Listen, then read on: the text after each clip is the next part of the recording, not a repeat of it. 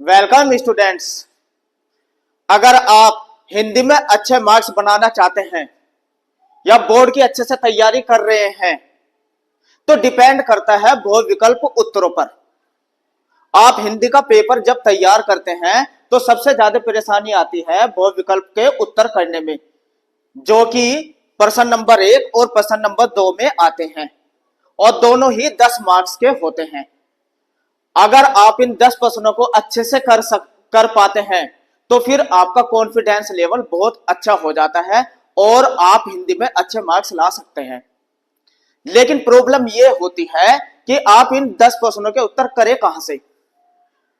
आप अच्छी तैयारी तो कर लेते हैं लेकिन यही 10 प्रश्न आपके बहुत कमजोर हो जाते हैं।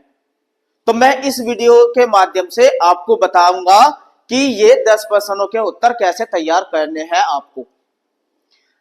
जिस तरीके से मैं ये 10 प्रश्नों के उत्तर आपको कराऊंगा उसी तरीके से आप तैयारी करें और देखिए कितने इजी से आप वो विकल्प के उत्तर कर सकते हैं।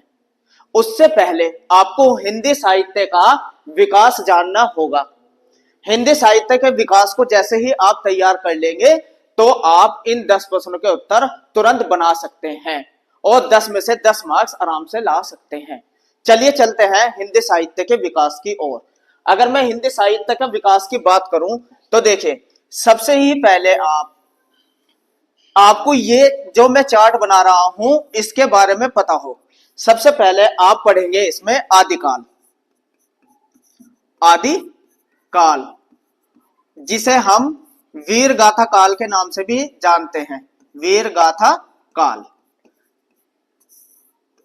अगर आप इन 10 प्रश्नों के उत्तर अच्छे से करना चाहते हैं तो आपको बेस से ही चलना पड़ेगा और बेस होता है आदिकाल।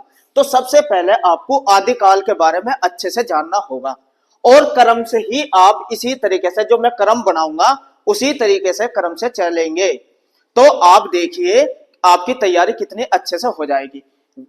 आदिकाल के बाद आपको पढ़ना पड़ेगा भक्ति काल। भक्ति काल और भक्ति काल को 2 भागों में विभाजित किया गया है।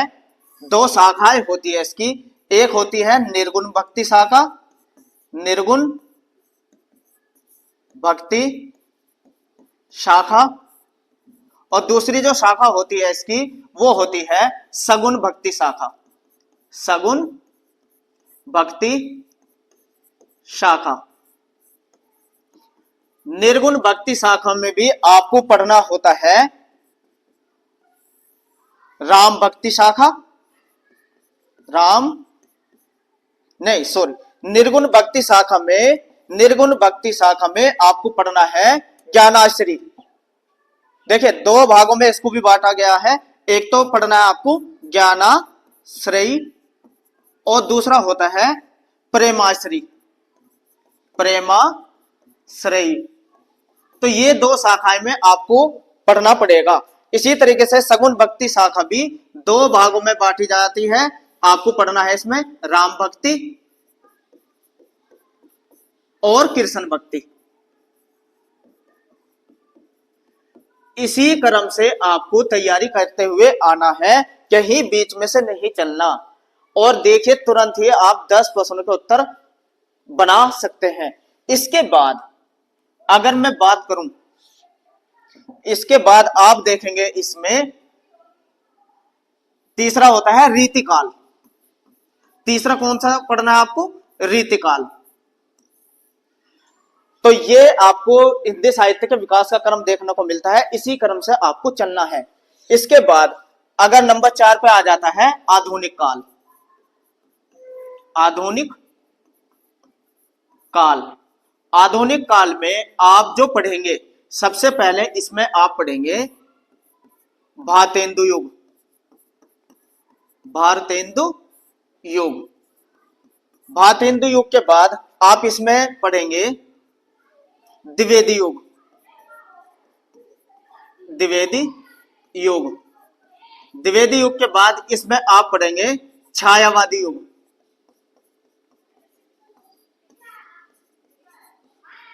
फिर प्रयोगवादी युग, तो ये हिंदी साहित्य का विकास का क्रम है और आपको क्रम से जो तैयारी करनी है वो इसी क्रम से करनी है। तो सबसे पहले आपको आदिकाल के बारे में जानना होगा और आदिकाल के बारे में पूरी डिटेल आपको इसी वीडियो के माध्यम से मैं समझा देता हूं।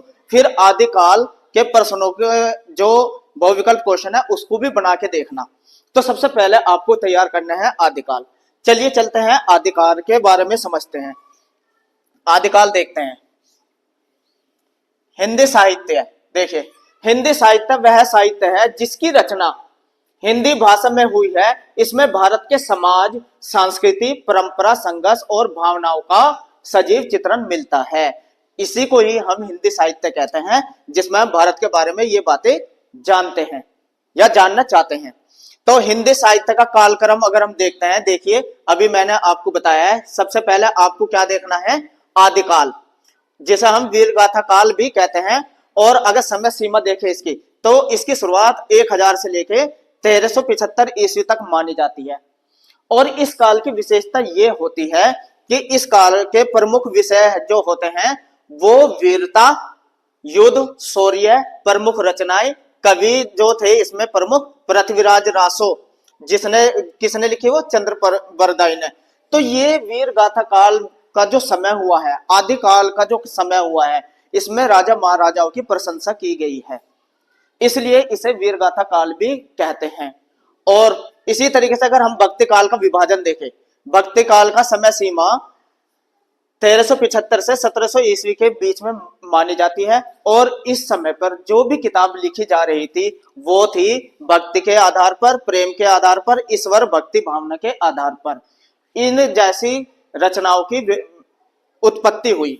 और धाराएं, देखिए इसकी 2 धाराएं मैंने अभी आपको बताई है। निर्गुण भक्ति, जिसमें मुख्य कवि आते हैं कबीरदास जी, गुरु नानक देव जी, और इसमें संत शिरोमणि रविदास जी भी आते हैं।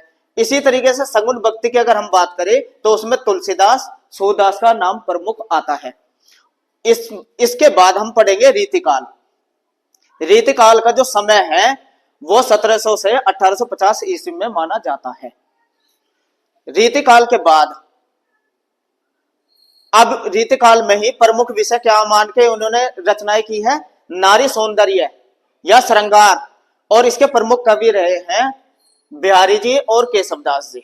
तो ये होता है आपका काव्य का पोर्शन, जो कि आपको 3 भागों में याद करना है। इसके बाद अगर हम गद्य की बात करें, आधुनिक काल की, आधुनिक काल जो शुरुआत में माना जाता है 1850 से अब वर्तमान तक, और इसका प्रमुख विषय रहे हैं राष्ट्रवाद, समाज सुधार और व्यक्ति चेतना। इन ज्यादा बातों को ध्यान में रखते हुए रचनाओं की व्याख्या की गई है। और इस काल की जो प्रमुख रचना धाराएं मानी जाती है, देखिए 4 धाराओं में इसको विभाजित किया गया है। भारतेंदु युग, जिसमें कि मुख्य जो लेखक रहे हैं भारतेंदु हरिश्चंद्र रहे हैं। द्विवेदी युग के महावीर प्रसाद द्विवेदी जी मुख्य लेखक रहे हैं। और छायावादी युग की बात करें तो जयशंकर प्रसाद, निराला, पंत जी और महादेवी वर्मा जी। और प्रगतिवादी या प्रयोगवादी में या नई कविता। अब इस वीडियो में मैं आपको बताने जा रहा हूं आदिकाल के बारे में। तो चलिए आदिकाल के बारे में समझते हैं। आदिकाल हिंदी साहित्य, आदिकालीन हिंदी साहित्य जिसे वीर गाथा काल भी कहते हैं। आदिकाल का परिचय समझते हैं। सबसे पहले देखते हैं, इसे कहते हैं हिंदी साहित्य का प्रारंभिक काल। आदिकाल को हिंदी साहित्य का प्रारंभिक काल भी कहते हैं। और इस काल में साहित्य का मुख्य उद्देश्य, जो इसमें साहित्य की रचना हो रही थी उसमें वीरता, शौर्य और युद्ध वर्णन था, इसलिए इसे वीर गाथा काल भी कहा जाता है। यानी कि जो इसके कवि रहे हैं वो राजाओं के आश्रयदाताओं में रहते थे और उन्हीं के युद्ध का वर्णन करते थे और युद्ध को बढ़ा चढ़ाकर दिखाते थे, इसलिए इसको वीर गाथा काल भी कहते हैं। और इसका समय 1000 से 1375 ईस्वी तक माना जाता है। इनकी भाषाएं देखिए कौन सी होती है, अपभ्रंश, अवहट, प्रारंभिक हिंदी, रचना का स्वरूप और काव्य के किसके छंदबद्ध के रूप में इसकी रचना हुई थी। अब ये जो अपभ्रंश भाषा है, यानी कि संस्कृत के बाद आती है प्राकृत और प्राकृत के बाद जो भाषा का विकास हुआ है अपभ्रंश, अपभ्रंश के बाद अपोहट और फिर आपकी ये खड़ी बोली का विकास हो जाता है। यानी कि अपभ्रंश भाषा वो भाषा होती है जो संस्कृत के सरल शब्दों को मिलाकर उसका डेवलप हुआ है। यानी कि संस्कृत से प्राकृत भाषा और प्राकृत के बाद भाषा कौन सी आती है, अपभ्रंश। तो ये उसी भाषा का इसमें रचनाओं की उत्पत्ति हो रही थी। इसके बाद आदिकाल का नामकरण, ये क्वेश्चन बहुत ज्यादा इंपॉर्टेंट है, आपसे पेपर में पूछा जाता है। इस काल के नामकरण को लेकर विद्वानों में मतभेद है। कुछ विद्वान इसको, जैसे कि हम बात करें आदिकाल नाम किसने दिया, आचार्य रामचंद्र शुक्ल ने इसको आदिकाल के नाम दिया। क्वेश्चन पूछ लिया जाता है कि आदिकाल नाम किस लेखक ने कहा इस काल को, तो किसने कहा है, आचार्य रामचंद्र शुक्ल ने। बहुत ज्यादा इंपॉर्टेंट है, इसको समझते हुए चले। वीर गाथा काल शुक्ल जी द्वारा प्रचलित नाम, शुक्ल जी ने इसे कहा है वीर काल, शुक्ल जी द्वारा परिचालित। और चारण काल किसने कहा है, आचार्य हजारी प्रसाद द्विवेदी ने। और सिद्ध सामंत काल कहा है राहुल सांकरतयायन ने। तो इनके नाम आपको पता हो कि चारों ने किस किसने क्या कहा, कहकर पुकारा है इस काल को, क्योंकि यहां से क्वेश्चन बहुविकल्प के रूप में बहुत ज्यादा पूछे जाते हैं। इसके बाद अगर हम बात करें ऐतिहासिक पृष्ठभूमि, किस तरह के उस समय में भारत की जो पृष्ठभूमि थी वो कैसी रही है और किस तरह की रचनाओं का इसमें विकास हुआ है। तो देखिए, भारत में राजपूतों का शासन था उस समय में। अगर हम बात करें 1000 से 1375 के बीच में ज्यादातर शासनकाल रहा है राजपूतों का। और नंबर 2, निरंतर युद्ध और संघर्ष चलता रहा है। और इसके बाद जो इनके दरबारी कवियों द्वारा राजाओं की प्रशंसा की जाती थी, यानी कि ये अपनी रचनाओं में अपने राजाओं की प्रशंसा करते रहे हैं और सामंती व्यवस्था का प्रभाव इसमें देखने को मिलता है। तो ये इसकी पृष्ठभूमि है आदिकाल की। इसके बाद अगर आदिकाल साहित्य की प्रमुख विशेषता और क्या है, वीर रस की प्रधानता ज्यादातर, क्योंकि ये वीरों का वर्णन करते थे, अपने राजा महाराजाओं के युद्ध का वर्णन करते थे, इसलिए इसमें वीर रस देखने को अधिकांश मिलता है। और इन्होंने जो अपनी रचनाएं की है उसमें युद्ध, बलिदान, शौर्य का वर्णन अधिकांश किया है।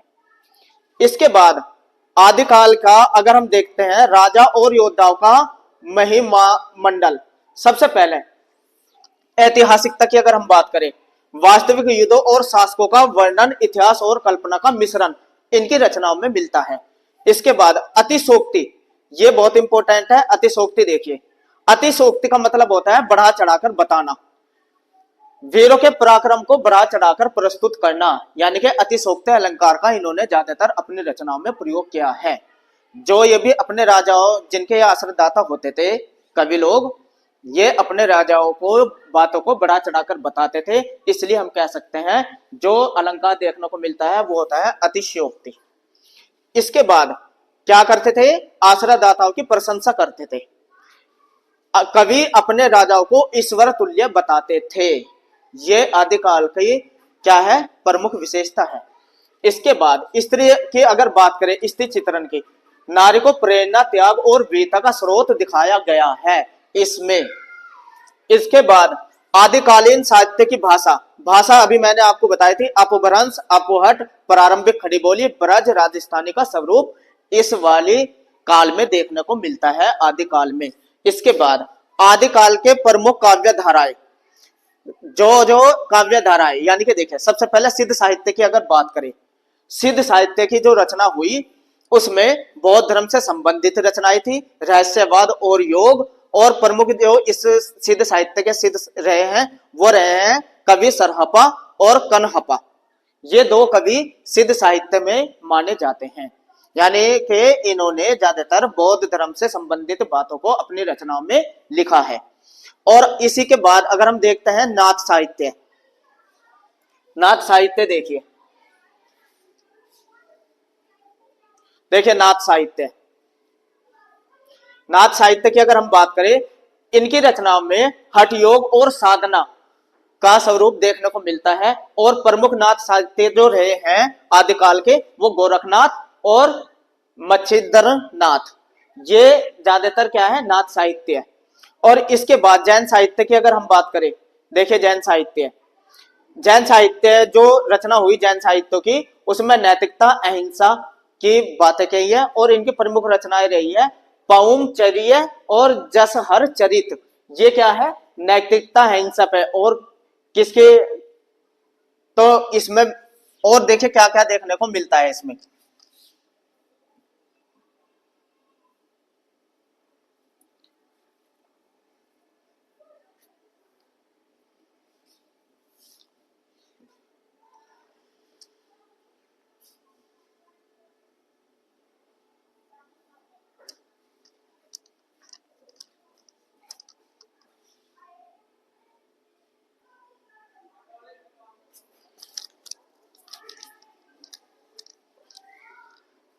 जैन साहित्य के बाद देखते हैं चारण साहित्य, जिसको वीर गाथाएं भी कहते हैं। इसमें राजपूत वीरों की गाथाएं का वर्णन किया गया है और प्रमुख रचनाएं बहुत ज्यादा इंपॉर्टेंट है वीर राज रासो, और इसको लिखा है चंद्र बरदाई ने कि कई बार ये बोर्ड में पूछी गई रचनाएं है।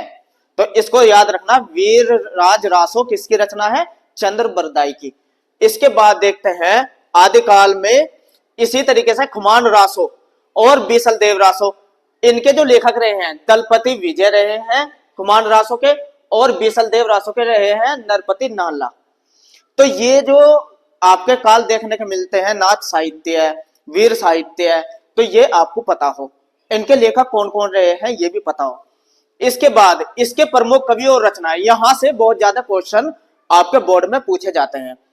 अगर बात करें चंद्र बरदाई, इनकी प्रमुख रचना रही है पृथ्वीराज रासो। नरपति नाला की प्रमुख रचनाएं मानी जाती है बीसल देव रासो, दलपति विजय खुमान रासो, और जगनिक की जो महत्वपूर्ण रचना है आला खंड, बहुत बार पेपर में पूछी गई रचना है।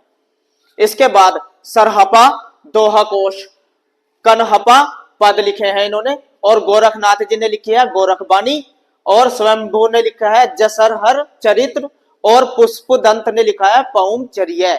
ये आपको रचनाएं और इनके लेखकों के नाम अच्छे से लर्न होने चाहिए, क्योंकि सबसे ज्यादा पेपर में यहां से ही पूछा जाता है।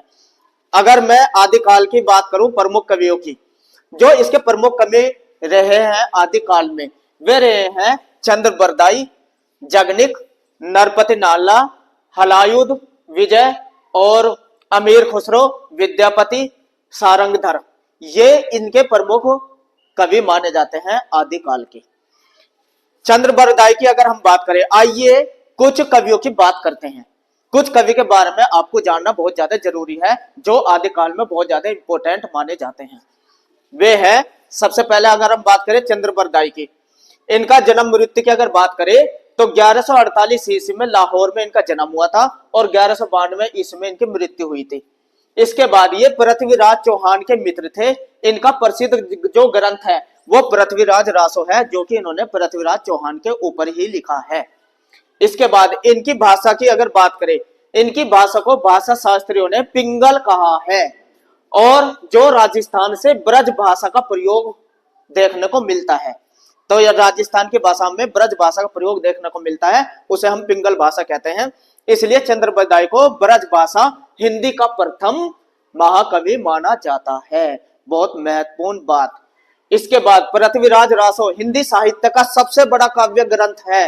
अगर हिंदी साहित्य का सबसे बड़े ग्रंथ की बात आए तो वो पृथ्वीराज रासो है। इसमें 10,000 से अधिक छंद है, तो ये बात आप याद रखनी है। इसके बाद अगर हम बात करें जगनिक की, जो इसके आदिकाल के दूसरे कवि रहे हैं जगनिक, इनका जन्म हुआ है 1165 ईस्वी में और मृत्यु है 1203 ईस्वी में।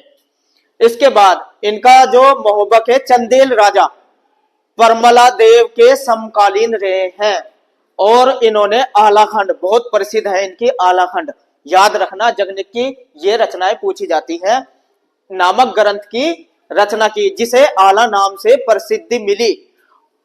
परमाल रासो इन्हीं की रचना है, और इन्होंने जगनिक ने परमाल रासो की भी रचना की है। यह आला खंड के नाम से भी प्रसिद्ध है, याद रखना, बहुत ज्यादा इंपॉर्टेंट क्वेश्चन। इसके बाद अगर हम बात करें नरपति नाला की, नरपति नाला पुराने चौहान राजपूतों की सुप्रसिद्ध रचना बीसल देव रासो के कवि है। तो इन्होंने लिखी है बीसल देव रासो के कवि नरपति नाला ने। इसके बाद अगर यह अजमेर के राजा विग्रहराज चतुर्थ के राजकवि रहे थे। बीसल देव रासो में चौहान वंश के घोर राजपूतों और अजमेर के चौहान राजा बीसल देव द्वितीय के विवाह, वियोग और पुनर्मिलन की कथा प्रस्तुत की गई है। यह बात याद रखना बहुत इंपॉर्टेंट है। अगर हम बात करें अब दलपति विजय की, दलपति विजय, इनसे भी बहुत ज्यादा क्वेश्चन पूछे जाते हैं। अब ये भी समझिए, इनकी प्रमुख रचना खुमान रासो है, जो कि 13वीं शताब्दी की रचना मानी जाती है। खुमान रासो, इसमें चित्तौड़ नरेश खुमान के युद्ध का चित्रण है। यह 14वीं शताब्दी का काव्य ग्रंथ है। इसकी भाषा राजस्थानी मिश्रित है। क्वेश्चन आपसे कहीं से भी पूछा जा सकता है कि खुमान रासो की भाषा कौन सी रही है? राजस्थानी मिश्रित। और किसने लिखी खुमान रासो? दलपति विजय ने। और किसका अपनी रचना में वर्णन किया है इन्होंने? नरेश खुमान के युद्ध का चित्रण का वर्णन किया है। अमीर खुसरो, बहुत मोस्ट इंपोर्टेंट टॉपिक, इसको तो आपको बिल्कुल भी हल्के में नहीं लेना, इसको अच्छे से याद करते हुए चलना है। अब देखिए खुमान रासो, इनका जन्म की बात करें 1253 में और मृत्यु 1325 ईस्वी में मानी जाती है। अमीर खुसरो को भारत की आवाज या भारत का तोता कहा जाता है। बहुत इंपॉर्टेंट, भारत का तोता किसे कहा जाता है? अमीर खुसरो को। और इनको भारत की आवाज भी कहा गया है। और इन्होंने देखिए आविष्कार किसकी चीज का क्या? क्योंकि इन्हें सितार व वीणा, तंतुवाद जितने भी यंत्र रहे हैं का आविष्कारक माना जाता है। और इन्होंने ख्याल, तराना, कव्वाली जैसे कई रागों और तालों का आविष्कार किया। इसके बाद ये किसके दरबार में संगीतकार रहे हैं? ये अलाउद्दीन खिलजी के दरबारी संगीतकार थे। याद रखना बहुत इंपॉर्टेंट है, अलाउद्दीन खिलजी। अमीर खुसरो पहले मुसलमान कवि थे जिन्होंने हिंदी भाषा का खुलकर प्रयोग किया। ये अलाउद्दीन खिलजी के दरबारी कवि रहे हैं और अमीर खुसरो पहले ऐसे मुसलमान कवि थे जिन्होंने हिंदी भाषा का खुलकर प्रयोग किया। खड़ी बोली के विकास का श्रेय भी इन्हीं को जाता है। और ये क्या थे? भारत के निजामुद्दीन औलिया के आध्यात्मिक, उनको उनके शिष्य थे। अब इनके समझिए इनके बारे में। और हाँ, आध्यात्मिक शिष्य थे।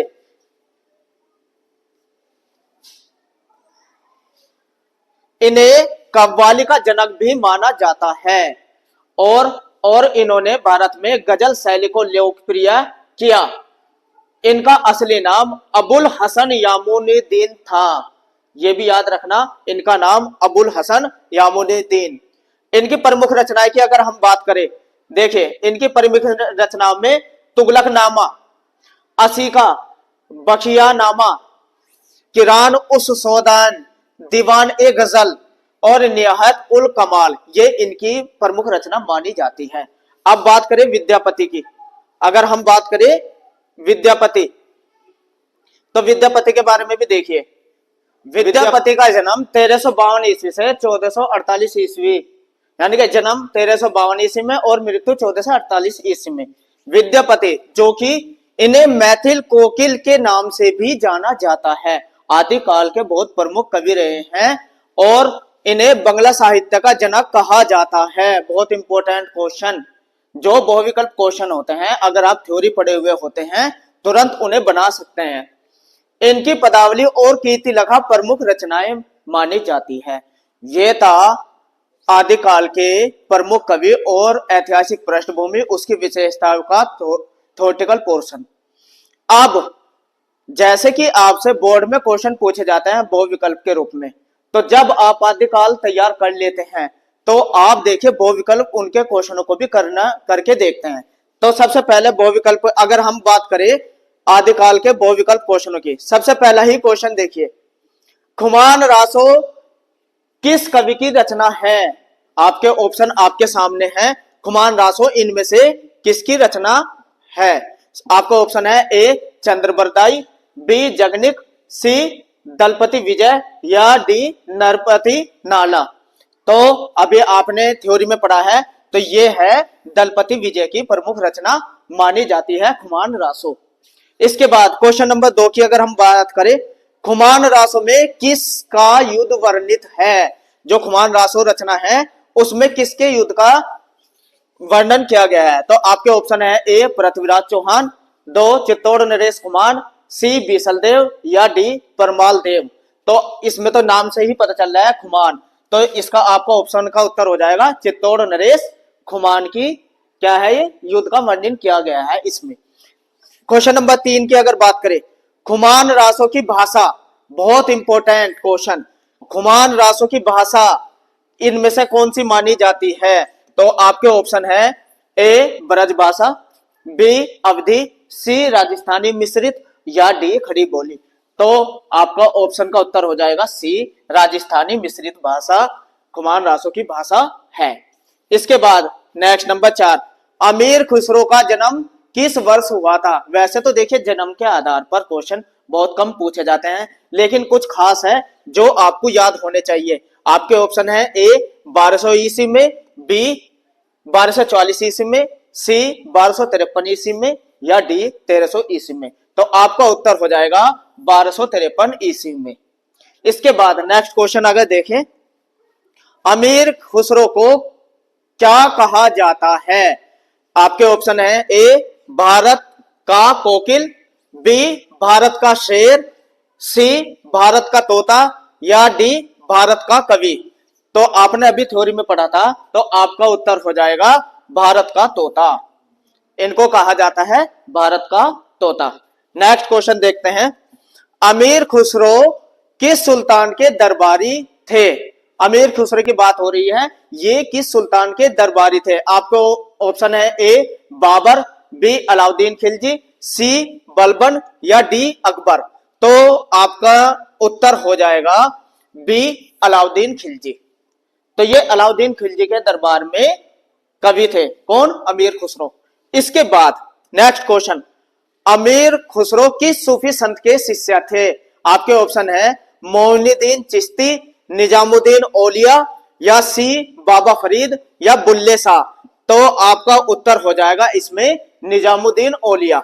ये किसके शिष्य है? निजामुद्दीन औलिया के शिष्य माने जाते हैं अमीर खुसरो। इसके बाद कव्वाली का जनक किसे माना जाता है?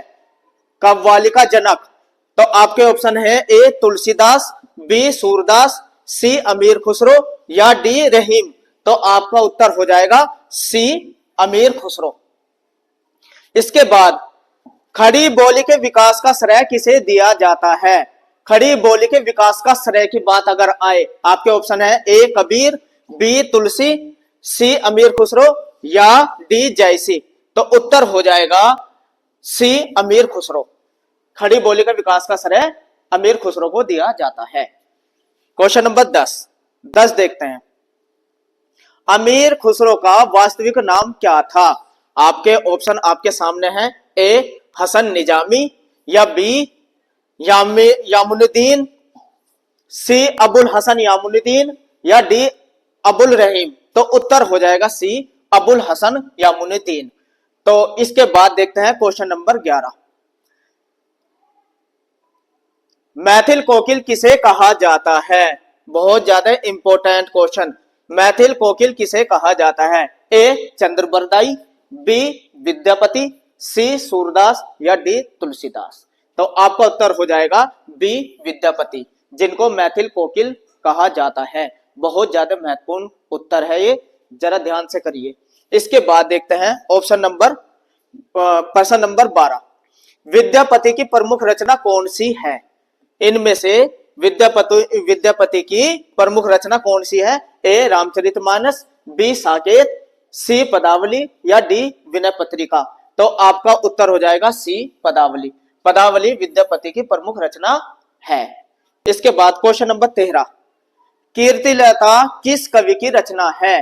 कीर्तिलता की अगर बात आए, आपके ऑप्शन है ए जयसी, बी चंद्रबरदाई, सी विद्यापति या डी कबीर। तो कीर्तिलता बहुत ज्यादा महत्वपूर्ण इंपॉर्टेंट पर्सन ये है, इसके कवि विद्यापति। तो उत्तर हो जाएगा सी विद्यापति। क्वेश्चन नंबर 14, विद्यापति को किस साहित्य का जनक कहा जाता है? आपके ऑप्शन है ए हिंदी साहित्य, बी मैथिली साहित्य, या सी बंगला साहित्य, या डी अवधी साहित्य। तो विद्यापति को कहा जाता है बंगला साहित्य का जनक। इसके बाद क्वेश्चन नंबर 15 देखते हैं। गोरक्ष विजय किसकी रचना है? गोरक्ष विजय इनमें से किसकी रचना मानी जाती है? ऑप्शन है ए अमीर खुसरो, बी विद्यापति, सी हलातु युद्ध विजय। चलो तीन ही ऑप्शन है तो इसका उत्तर है बी विद्यापति। तो इस तरीके से जब आप आदिकाल को पढ़ लेते हैं और उसमें से बहुविकल्प क्वेश्चन आप बनाते हैं तो तुरंत उनके उत्तर भी बना सकते हैं। तो इसी तरीके से क्रम से आप आदिकाल की तैयारी करिए और फिर आदिकाल के जो बहुविकल्प क्वेश्चन है उसको जाके कहीं भी पढ़िए। एक दौरे से आपको शुरुआत करनी है। इसके बाद मैं पढ़ाऊंगा भक्ति काल। वीडियो अच्छी लगी है तो लाइक कीजिए, कमेंट्स करिए और सब्सक्राइब भी कर दीजिए। मिलता है मेरी नेक्स्ट वीडियो में। मेरे साथ जुड़े रहने के लिए थैंक्स।